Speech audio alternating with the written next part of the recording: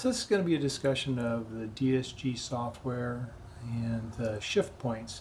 There's a lot that goes into the transmission software, and there's other considerations that you've probably heard, such as the clamping pressure, the speed that it shifts, smoothness, which gets into a more subjective. But one of the things that's pretty clear, and I believe really impacts the driving experience, is the selection of the shift points for the tunes. And in looking at software tunes, initially when I was doing some research on it, I'd hear terms like it races to a higher gear, or it's slow to respond to downshifts, or it gear hunts. And I didn't know what those meant. I had an idea of what they were talking about, but really what was happening, and there are definite distinctions in how different software packages do that, which is what people were trying to capture, but there's programming that's behind that, and you can start to pick out what exactly is happening, and then identify a software tune that is compatible or supports the type of driving that you'd like to do. Speaking of which, I'm going to be talking about this from the perspective of day-to-day driving. If you're going to a track, you're going to the drag strip, you've got autocross, you're trying to optimize shifting for a different set of conditions, which are not those that I'm normally experiencing day-to-day driving, where it's going through a neighborhood, merging onto a highway, driving through the grocery store parking lot. So recognizing that the conditions also will dictate what is a better software tune for those particular conditions. So to discuss the shifting, I'll go into a couple of the different situations that are of interest to us. Upshifting, downshifting, this is accelerating downshifting, and then just coasting downshifting. So for the upshift, you've got 0 to 100%, that's driver input, and then whatever engine speed you happen to be at. In this case here, say you're at 25% pedal. When the engine speed gets up to, I don't know, 1,000 is probably not the best example, probably maybe 2,000 would be better. But once it gets to that engine speed, then it's going to shift up to the next gear. And once you're in second gear, now you've got a similar table that's going to look at going into the following gear after that. What happens with customizing this software is, if this black line represents the stock software, the dash line might be an aftermarket tune, where that tuner is going to go and raise the engine speed. So now at 10% pedal, instead of shifting up at 800, 1,000, 1,500, whatever RPM, now it's an additional 1,000 RPM later that it's gonna, and they could set that to whatever value they want. So you could have it shift up at 4,000 RPM, which is probably more typical of like a sport tune, but that's an option to do. And likewise, you probably are going to find that the engine speed that's going to upshift at is going to be higher later in the power band with more pedal position. So as you really put more into it and want to accelerate more quickly, it's going to hold off on upshifting, to get you the power that you need. So that's the basic of upshifting. So for downshifting, there's the accelerator pedal range that you're going to input from the driver, and then the engine operating speed.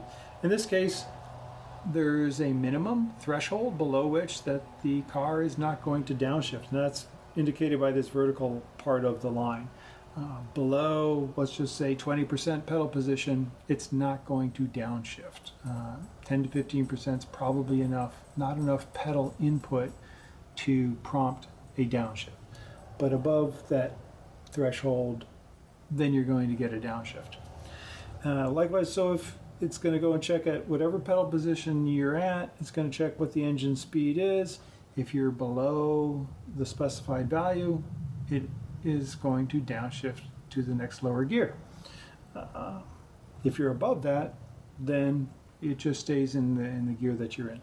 So for instance, if you're at say 1500 RPM and then this is a 1500 RPM line, as soon as you get the pedal above this minimum threshold, 25% say, okay, now it is going to downshift. Once it downshifts into the next lower gear, of course the engine speed is then going to go up, and you're going to have another set of criteria for the engine computer to evaluate, and that's indicated by the dotted line. So if this dark line is 6th gear, you downshift into 5th. Now it's evaluating you were at 30% pedal when you downshifted from 6th. Now you're into 5th. If the engine speed in 5th gear is now above that line when it's downshifted, it'll stay in 5th. If it's below that, it's going to downshift again down into 4th. So that's how you're getting the downshifts. So as far as being slow to downshift, this threshold here is what is being referred to. That if this is pretty far to the right, it means you got to push the pedal down pretty far before it's going to downshift. And this whole line might be much further to the right. So that's what is driving that perception of it's taking more input. I mean, because it literally is. And for stock, on some of these, you can get to the 70-80% pedal is required. But a tuner can adjust that and make it very, very sensitive if they wanted. For the coasting downshift, you've got 6th to 5th, 5th to 4th, 4th to 3rd, et cetera, down to 2nd to 1st. And then you got the engine speed over here. So as the engine speed comes down, once it hits that designated engine speed, it's going to shift down into the next lower gear from 6th down into 5th. And generally what you see is like 6th to 5th is going to be one of the higher engine speeds when it's going to downshift. You've probably experienced where shifting down from 2nd into 1st, you almost have to stop the car before it's going to downshift. And that's kind of indicated by this really low dot, that you have to be at a really low RPM before the transmission is going to shift down into 1st. These settings are adjustable within the software, so the tuner can adjust those as well. So you could have it so that as soon as you got below 2000 RPM in any gear, it's going to downshift. Of course, the gear you're going into, now, depending on which one it is, the engine, well, anyone, the engine speed's going to go up, but how much it goes up depending on which gear. And that can affect how smooth it feels, depending on how much the engine speed's going to go up, and you're going to get that engine braking effect. So that's something that comes into play there that might be perceived as smoothness, but that's kind of functionally what's going on behind the scenes. So those are the big three situations for shifting. So those are the three situations for shifting, the up, down, and coasting downshift. So just to kind of talk about a couple of situations that get described in more qualitative terms, there's the racing to a higher gear. That is, in this case here, with the upshift, where for a particular pedal position, the shift point is at a fairly low engine speed. So once you shift from 1st gear into 2nd, if this line is relatively low for all of those gears, when it gets into the next gear, which naturally it's going to be at a lower engine speed already, but if this next line for the 2nd to 3rd gear shift is also at a fairly low RPM, it's going to then shift up to the next gear. And depending on the slope of this line, I mean, sometimes that might be desirable at really low pedal inputs, but as you get up into the higher pedal inputs, meaning you're trying to accelerate a little bit faster, if it's quickly shifting into the next gear, I think that's what people are describing when they say it's racing to the higher gear. It's because the criteria to shift up is a much lower engine speed, and so naturally you are more quickly getting to the next gear. So as far as being slow to respond to pedal inputs for downshifting, if this vertical line here, which is the threshold, is over to the right, well, now your pedal you've got your deeper into the pedal push, and it's not downshifting, and you're at a lower engine speed, so you're not accelerating much, so it's just feeling like it's kind of sluggish. So that's something that most likely is going to be modified by the software that you're if you're getting into the aftermarket stuff. And then the last one is the coasting. And this kind of ties in with this upshift. And this is with regards to the gear hunting, where it upshifts, but if the threshold for downshifting is close to the upshift value, then you don't have a whole lot of room to operate. The car shifts up, but the threshold for where it's going to downshift, once it gets into the next gear, may be very close to where it is arriving at. And so if you slow down any from when you've arrived, you now trip the downshift. Now you're back down here, and that's when they're talking about the gear shifting. And it all comes down to the values that are selected for pedal position, what engine speed to upshift at, and then when to downshift when you've got 0 pedal input. So this part of the video is going to be a recap of my experience with the DSG tunes, just real kind of high level of what I've gone through. So bought a used car, had the TCU tune already on it. After a while, drove another GTI with a different TCU tune and realized that they drove differently. Wow, what do you know? And that got me into looking into how do they vary and what are the differences. And of course that's going online and started to look online, try and find out some information. And it was very subjective, which isn't particularly helpful because a lot of these are very similar. And the differences are pretty subtle, and it's matters a lot how you shift and what you want the car to shift like. So that led me to trying to be a little more objective, recording how the car shifted so that I could compare and evaluate different software in a less subjective manner. That is a bit expensive to buy multiple versions of the same software from different vendors. Fortunately, the Cobb Access port makes that a little bit easier because it's not so expensive, but still, you're spending some money just doing trial and error, finding something that you like. One of the companies I reached out to was 034, and I mentioned the opportunity to do a refund. They said, well, if you're not happy with it, we'll see if we can't make some changes to it to make it more to your liking. I thought that sounds really good. And so I did take them up on that and probably had about a half a dozen revisions. It was around the 5th revision when there was a regression which it's trial and error to some extent to making something that I like. One of the things that I learned was I didn't really appreciate beforehand what all can be changed and how subtle and what differences that leads to. So there was a lot more to be done than I had an appreciation for as I went, when I had first approached them. There was a lot more to it than what I knew then. And as I started working on it, there was more that I wanted to do.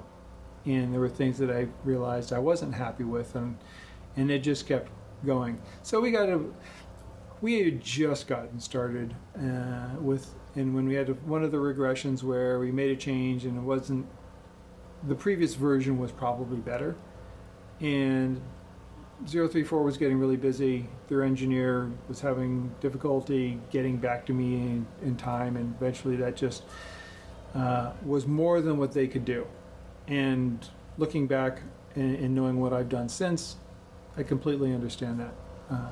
I had contacted 5150 who offer a custom tune, very inexpensive custom tune. So inexpensive that it was no surprise to me when I laid out what I had in mind, and they said, that's not something we're going to be able to do for what we're charging. So that didn't work out. I moved on from 5150 and I went back and I talked to Stratified Tuning about, I had their tune and I had some suggestions for how they might be able to refine it a little bit, or at least in my mind refine it a little bit, at least the drive mode. and they were open to hearing the suggestions. And so I worked with them for I forget how long it was. It was a while. We ended up doing 16 revisions, and then they released their updates with my inputs on it. And it was a really good learning experience to evaluate the data and see recommended changes and what those results were. But it just showed me how much more there was to this that I hadn't looked at previously. And then HP tuners came out with their self-tuning, do-it-yourself option that included DSG tunes and modifying the DSG tables. And I jumped on that. And that's what I've been doing for probably about a year and a half now, is just going into the tables that I'm showing here and modifying the values. And as I said, tens of thousands of different ways you can do this. So that could be a very time-consuming process. So now I'm using HP tuners, and as I mentioned previously, there's a lot of different settings, or at least different values that you can use in these tables. And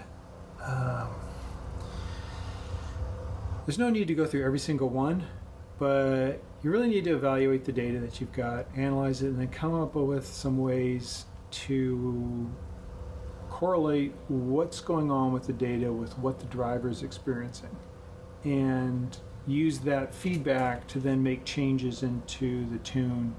And so by being the test driver as well as the test engineer, making the software changes and basically revising the software myself, or at least the values in the software, there's a really tight feedback loop to the developer from the user. And I've been able to make a lot of refinements to it, at least get an appreciation for what is possible.